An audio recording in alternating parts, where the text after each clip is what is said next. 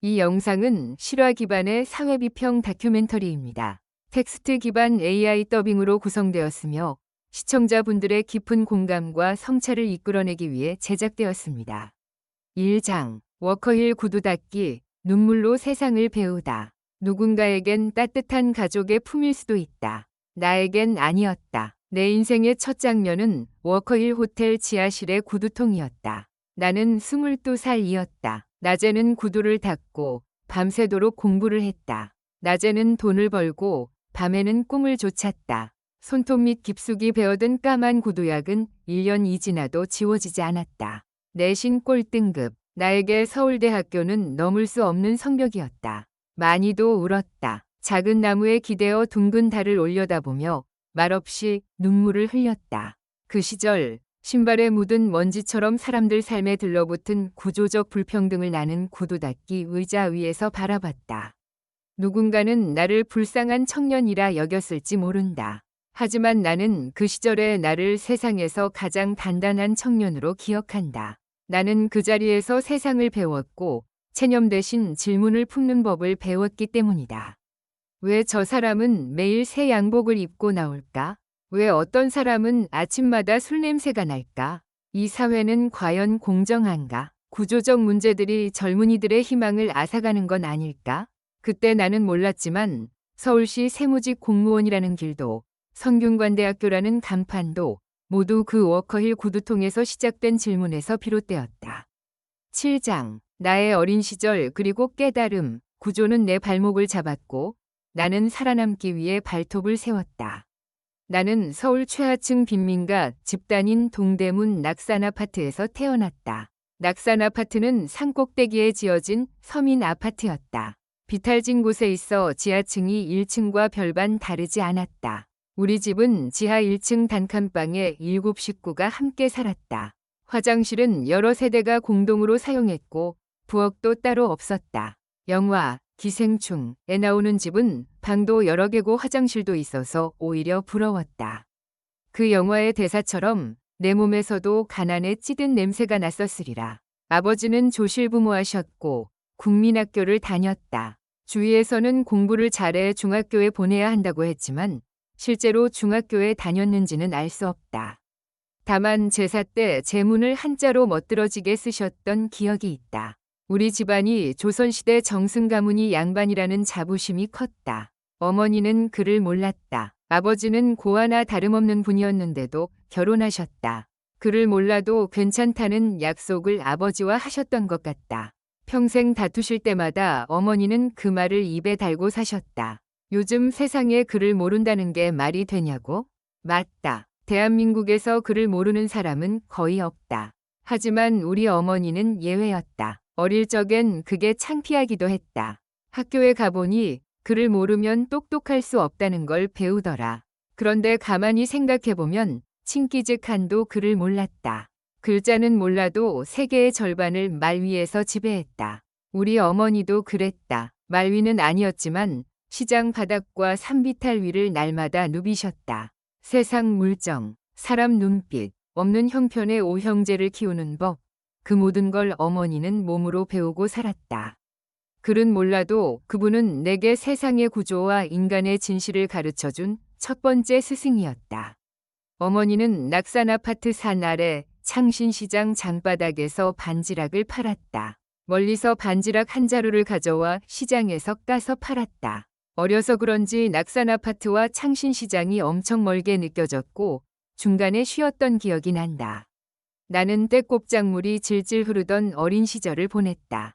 세상 사람들이 다 그렇게 사는 줄 알았다. 천지를 창조하신 거룩한 하나님 아버지는 평등하실 거라 믿었기 때문이다. 하지만 그건 새빨간 거짓말이었다. 그 사실을 깨닫게 된 건 국민학교에 다닌 이후였다. 최하층 빈민가 지하실 단칸방이 우리의 보금자리였다. 쌀독에는 쌀이 없었고 늘 종이 밀가루 푸대 봉지에 쌀을 사와야 했다. 그 당시 어린 눈에는 세상에서 가장 훌륭한 분은 박정희 장군님이었다. 수제비를 맛있게 만들어 먹으라고 무상으로 밀가루를 주셨다. 한 손에 쥘 수 있는 작은 봉지가 아니라 한 푸대씩 주셨으니 얼마나 고마웠던가. 위대한 하나님 아버지, 천지를 창조하신 전지전능한 장군님은 내 입속에 밀가루라도 넣어주신 분이다. 혹자는 말한다. 밀가루 한 푸대에 현혹됐다고. 주동자들에게 선동돼 독재 타도를 외치던 젊은이들은 총알바지가 되었다. 하지만 그 선동한 인사들은 국회의원이 되어 4년 동안 32억 원을 월급과 수당으로 받아간다. 월급은 5억 원인데 수당이 5배나 많은 27억 원이다. 세상 어디에도 본봉의 5배를 수당으로 더 주는 회사는 없다. 본봉은 드러나도 수당은 잘 드러나지 않아 국민은 현혹당한다. 월급 990만 원 받았다고 말하면서도 수당 4천만 원 받았다는 건 절대로 말하지 않는다. 왜냐하면 국민들의 분노가 두려있으리라. 국회의원 1인 연간 혈세 지원 내역 추정. 기본 세비 1억 6,020만 원 특별활동비 3,756만 원 입법 및 정책개발비 2,400만 원 사무실 운영비 2천만 원 차량 유지비 2,400만 원 유급 보좌진 급여 총합 3억 9,600만 원 항공비 360만 원 철도 KTX 교통비 240만 원 택시비 및 기타 교통비 480만 원 기타 의전비 통신비 등 360만 원 총합 약 6억 7천만 원 본봉 1억 2천만 원 별도. 젊은 당대표 국회의원에게 월급이 얼마냐 고 묻자 990만 원 통장에 들어왔던데요 라고 대답했다. 하지만 수당 4천만 원을 더 받았다는 말은 절대로 하지 않았다. 나는 집에서 공부할 환경이 전혀 아니었다. 나는 식모나 다름없었다. 아버지가 들어오면 밥 차리고 설거지하고 형이 들어오면 또 밥 차리고 설거지하고 정말 식모 그 자체였다. 저녁에는 밥 차리기 싫어 도망 다녔다. 그러면 뒤지게 맞았다. 집은 내게 생지옥이었다. 나는 야간 고등학교를 다녔고 공부와는 담을 쌓았다. 학교 다녀서 뭐 하나 싶어 시험날에도 학교에 가지 않았다. 막내와는 10살 차이. 매일 산꼭대기와 시장 바닥을 오르내렸다. 어린 동생을 아기 포대에 감싸 안고 가파른 산길을 오르내렸다. 싫어도 해야 했다. 아기를 굶겨 죽일 수는 없었으니까. 어린아이가 애를 돌본 것이다. 내 소원은 빨리 숙식 제공하는 직장에 들어가 이 지긋지긋한 집을 벗어나는 것이었다. 누군가에겐 집이 행복의 원천일 수도 있겠지만 누구에겐 지옥일 수도 있다. 가출도 했다. 경찰서에 잡혀 집으로 인계됐다. 그때 잡혀오지 않았다면 인생이 달라졌을 수도 있다. 그때 곧장 검정고시 공부를 시작했다면 내신 1등 급으로 서울대를 갔을지도 모른다. 하지만 현실은 내신 꼴등급이었다. 20살 고등학교 졸업 후 면목동 공장에 들어갔다. 월급은 8만 원, 숙식 제공. 친구 지석, 가명, 이와 함께 갔지만 그는 며칠 못 버티고 집으로 도망갔다. 그 친구는 수원 전문대에 다닌다고 연락이 왔다. 돈만 주면 들어갈 수 있는 전문대였다. 10개월 후 그 친구가 찾아왔다. 낙태 수술을 해야 한다며 돈을 빌려달라고 했다. 내가 진 돈 40만 원 전부를 줬다.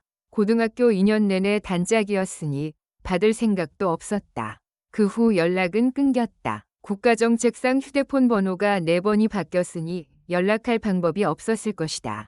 성공하면 차차보리라. 보고 싶다 친구야. 그렇게 40년이 흘렀다. 면목동 봉제 공장을 그만두고 워커힐 호텔 구두 닦기로 들어갔다. 22살이었다. 그 커다란 호텔과 그곳 손님들을 보며 내가 살던 세상과는 다르다는 걸 깨달았다.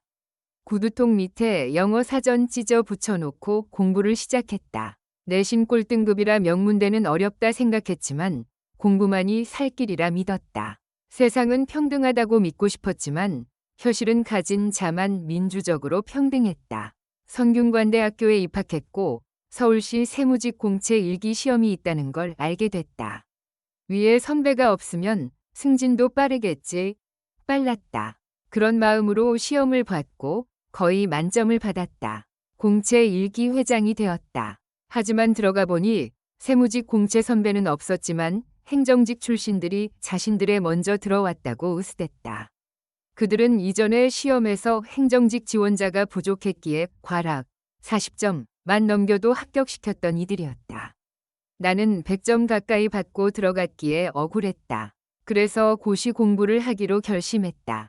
당시 월급은 56만 원, 수당은 40만 원 정도. 면목동 봉제공장 시다일 때는 월 8만 원, 숙식 제공. 워커힐 호텔 구두 닦기는 약 30만 원이었다. 나는 1년에 200만 원짜리 적금을 꼬박꼬박 들었다. 공부할 자금이었다. 자취방을 얻었고 그때가 내 인생 최고의 봄날이었다. 구두를 닦으면서도 희망이 보였으니 희망 없는 나라의 가난한 젊은이에게는 미래가 없다. 내신으로 맞고 스펙으로 맞고 정의 따지면 마녀 사냥을 하는 민족. 조리돌림 당한다. 경마든 로또든 주식거래세든 서민을 옥죄는 세금을 문제 삼으면 이 나라는 도박꾼이라고 마녀 사냥을 시작한다. 주동자는 조용히 뒤에서 조종하고 세상 모르는 자들이 앞장서 날뛴다. 그리고 후에 미안하다 한마디 하고 끝낸다. 그땐 국가는 사라지고 없다. 늦었지만 지금이 골든타임이다. 마녀로 몰려 화형당했다. 증거도 없었다. 말 한마디, 소문 하나면 화형대 위에서 불에 타 죽었다. 1000년이 지난 뒤 교황은 말했다. 미안하다. 하지만 불에 타 죽어간 사람들은 돌아오지 않았다. 형식적인 사과는 의미가 없다. 도박꾼으로 몰고 마녀 사냥이 벌어지는 그 순간 누군가는 말렸어야 했다. 지금 우리도 똑같다. 서민이 세금 구조의 희생양이 되고 주식거래세를 말하면 마녀로 몰리고 사행세 구조를 비판하면 도박꾼으로 몰린다. 그때도 군중은 선동에 휩쓸렸다. 지금도 군중은 잘 모른다. 나중에 100년 지나 그땐 미안했다. 해봤자 대한민국은 그때쯤 사라졌을지도 모른다. 늦기 전에 고쳐야 한다. 지금이 골든타임이다.